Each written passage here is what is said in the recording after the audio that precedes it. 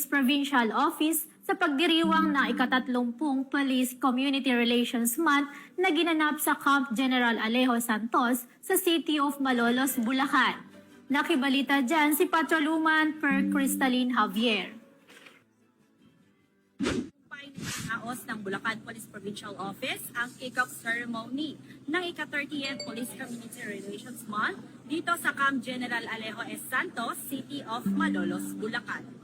Pinangunahan ni Police Colonel Angel L. Garciliano, Acting Provincial Director ng Bulacan Police Provincial Office, ang makabuluhang aktibidad kasama ang kapulisan ng Bulacan.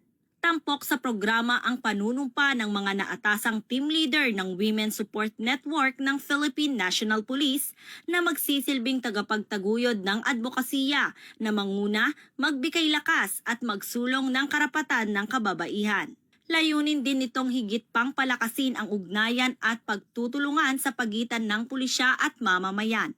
Sa pamamagitan ng iba't ibang aktibidad at programa ng kapulisan na pagtitibay ang tiwala ng publiko at nahihikayat ang mas aktibong partisipasyon ng komunidad sa pagpapanatili ng kaayusan.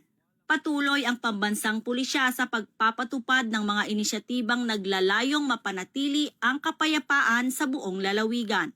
Kasabay nito, ang kanilang tuloy-tuloy na kampanya laban sa kriminalidad at iba pang banta sa seguridad bilang bahagi ng pangakong maghatid ng serbisyong tapat, makatao at may malasakit.